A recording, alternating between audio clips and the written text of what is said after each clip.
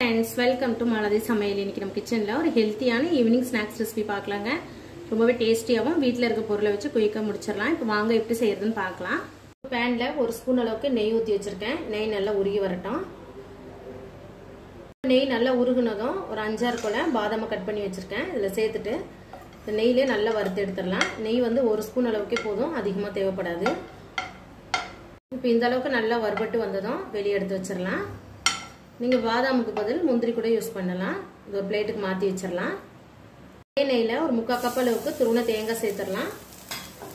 தேங்காய் சேர்த்துட்டு தேங்காய் வந்து நல்ல கலர் மாதிரி வரணும், அந்த அளவுக்கு வதக்கி எடுத்துக்கலாம். மிதமான தீயில ஒரு 2 நிமிஷம் போல வதக்கி எடுத்துக்கலாம்.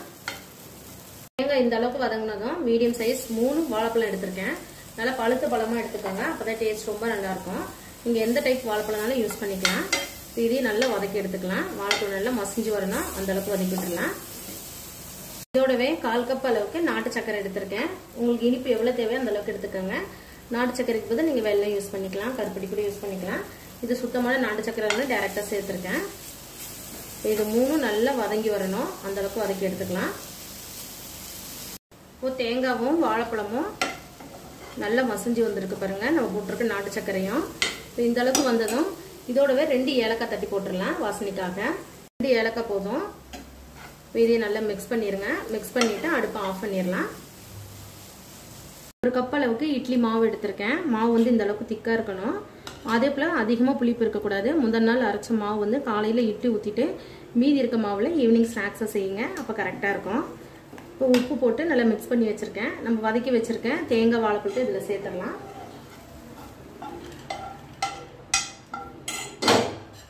சேர்த்துட்டு நல்லா மிக்ஸ் பண்ணிக்கோங்க. இப்போ நமக்கு மாவு ரெடி ஆயிடுச்சு. நல்லா மிக்ஸ் பண்ணிட்டேன். இந்த அளவுக்கு இருக்கணும். ரொம்ப கெட்டியா இருந்ததுன்னா கொஞ்சமா தண்ணி சேர்த்துக்கோங்க, எடுத்து ஊத்துற அளவுக்கு இருக்கணும். அதே நேரத்தில் ரொம்ப தண்ணியா இருக்கக்கூடாது. இப்போ நம்ம சின்ன சின்ன பவுல்ல ஊற்றி வச்சிடலாம். சின்னதாக 3 கிண்ணம் எடுத்திருக்கேன். கொஞ்சமா நெய் அப்ளை பண்ணி வச்சிருக்கேன். நம்ம ரெடி பண்ணி வச்சிருக்க மாவு இதில் ஊற்றிடலாம். பாதி அளவுக்கு ஊற்றுங்க, ஃபுல்லாக ஊற்ற வேண்டாம்.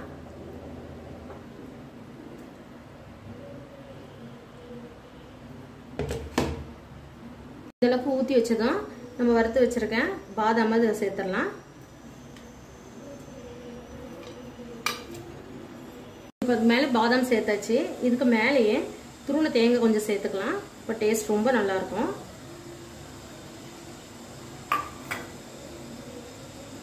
இப்போ இட்லி பாத்திரத்தில் வச்சு ஒரு 10 நிமிஷம் போல வேக வச்சு எடுத்துக்கலாம். இட்லி பாத்திரத்தில் தண்ணி ஊற்றி வச்சிருக்கேன். தண்ணி நல்லா கொதிச்சிட்டு இருக்கு. நம்ம இட்லி தட்டை வச்சிடலாம்.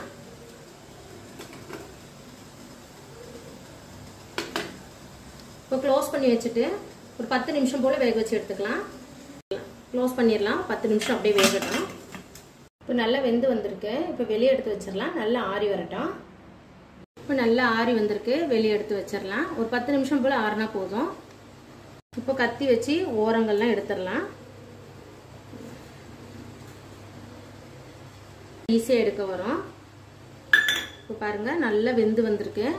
மாவு லைட்டா புளிப்பா இருந்ததுனால நல்லா சாஃப்டா இருக்கும். நம்ம இந்த பேக்கிங் சோடா இதுல சேர்க்கலாம். குட்டீஸ்க்கு நீங்களும் இது போல ட்ரை பண்ணி பாருங்க ஃப்ரெண்ட்ஸ். ட்ரை பண்ணிட்டீங்க சேனலுக்கு லைக் பண்ணுங்க, ஷேர் பண்ணுங்க, கமெண்ட் பண்ணுங்க. மறக்காம மாலதி சமையலுக்கு சப்ஸ்கிரைப் பண்ணிக்கோங்க ஃப்ரெண்ட்ஸ். தேங்க்யூ.